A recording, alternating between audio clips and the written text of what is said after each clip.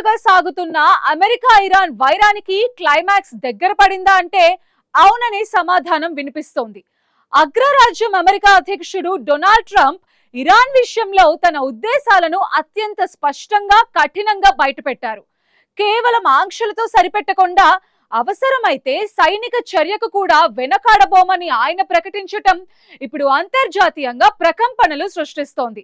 ఇక చర్చల సమయం ముగిసింది, ఫలితాల సమయం వచ్చింది అన్నట్టుగా ట్రంప్ వ్యవహరిస్తున్నారు. ఇరాన్ పాలనలో మార్పు రావడమే ఆ దేశానికి ప్రపంచానికి శ్రేయస్కరమని ఆయన చేసిన వ్యాఖ్యలు ఇప్పుడు చర్చనీయాంశంగా మారాయి.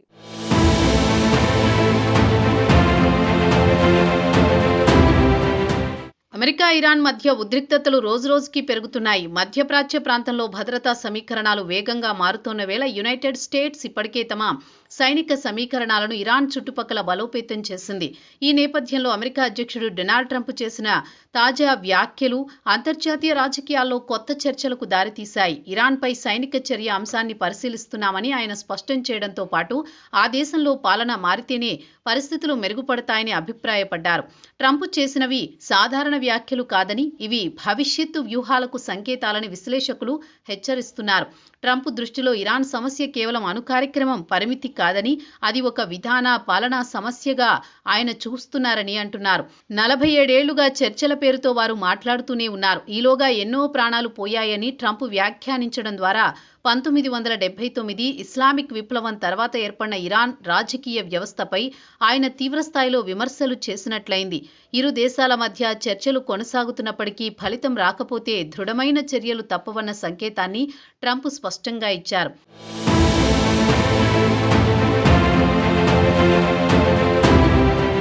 అమెరికా ఇప్పటికే గల్ఫ్ ప్రాంతంలో తమ నౌకాదళాన్ని, గగనతల నిఘా వ్యవస్థలను బలోపేతం చేసింది. హోర్ముజ్ జలసంధి వంటి వ్యూహాత్మక మార్గాల భద్రతకు ప్రాధాన్యమిస్తోంది. ఇరాన్ అణు స్థావరాలపై కఠిన నిఘా కొనసాగుతోంది. ఈ నేపథ్యంలో ట్రంప్ సైనిక చర్య పరిశీలనలో ఉంది అని చెప్పడం ప్రపంచ మార్కెట్లను, దౌత్య వర్గాలను అప్రమత్తం చేసింది. ఒకవేళ నిజంగానే సైనిక చర్యకు దిగితే దాని ప్రభావం కేవలం ఇరాన్కే పరిమితం కాదు, మొత్తం మధ్యప్రాచ్యానికి, అంతర్జాతీయ ఇంధన మార్కెట్లకు, గ్లోబల్ ఆర్థిక వ్యవస్థకు వ్యాప్తి చెందే అవకాశం ఉందని అంతర్జాతీయ నిపుణులు ఆందోళన వ్యక్తం చేస్తున్నారు. ఇదే సమయంలో నూతన పాలకులను ఇరాన్ ప్రజలే ఎన్నుకుంటారు అంటూ ట్రంప్ కీలక వ్యాఖ్యలు చేశారు. ఇది ప్రత్యక్షంగా రీజిమ్ చేంజ్ ను మద్దతు ఇస్తున్నట్లు అనిపించినా అదే సమయంలో ప్రజాస్వామ్య ఎంపికకు ప్రాధాన్యమిస్తున్నట్లు చూపించే ప్రయత్నంగా విశ్లేషకులు చూస్తున్నారు. అమెరికా బాహ్య ఒత్తిడితో మార్పు రావచ్చని భావించినా చివరికి నిర్ణయం ప్రజలదేనని ట్రంప్ చెబుతున్నారు.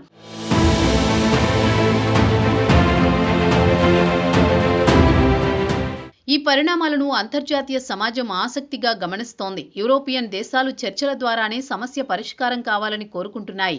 చైనా, రష్యా వంటి దేశాలు కూడా ఇరాన్తో సంబంధాలను కొనసాగిస్తున్నాయి. ఒకవేళ అమెరికా ఏకపక్ష సైనిక చర్యకు దిగితే అది భౌగోళిక రాజకీయ సమీకరణాలను పూర్తిగా మార్చే ప్రమాదం ఉంది. ఇజ్రాయెల్ భద్రత, గాజా పరిస్థితి, సిరియా, లెబనాన్ ప్రభావాలు ఇవన్నీ కూడా ప్రభావితమవుతాయనే భయాందోళనలు నెలకొన్నాయి. అయితే ట్రంప్ చెప్పినట్లుగా సైనిక చర్య నిజంగా పరిష్కారమా లేక తాత్కాలిక ఒత్తిడేనా అనే అనుమానాలు కలుగుతున్నాయి. గతంలో మధ్యప్రాచ్యంలో జరిగిన యుద్ధాలు తరచుగా దీర్ఘకాలిక అస్థిరతకు దారితీశాయి. అదే సమయంలో చర్చలు నిరంతరం సాగుతూ ఫలితం రాకపోతే అమెరికా దృఢంగా వ్యవహరించాల్సిందేనని ట్రంప్ అనుచరులు భావిస్తున్నారు. మొత్తంగా చూస్తే ట్రంప్ తాజా వ్యాఖ్యలు ఇరాన్కు ఒక స్పష్టమైన హెచ్చరిక లాంటిదే అని విశ్లేషకులు చెబుతున్నారు. ఇరాన్తో చర్చలు కొనసాగుతున్నప్పటికీ అమెరికా సహనం తగ్గుతున్నట్లుగా ట్రంప్ వ్యాఖ్యలను బట్టి చూస్తే అర్థమవుతోందంటున్నారు. పాలన మారితేనే పరిస్థితులు చెక్కబడతాయని ఆయన అభిప్రాయం వ్యక్తం చేయడం ద్వారా సమస్యను వ్యవస్థాత్మక కోణంలో చూస్తున్నట్లు తెలుస్తోంది. అయితే చివరికి నిర్ణయం ఇరాన్ ప్రజలదే అని చెప్పడం ద్వారా ప్రత్యక్ష జోక్యం, ఆరోపణల నుంచి దూరంగా ఉండే ప్రయత్నం కూడా కనిపిస్తోంది.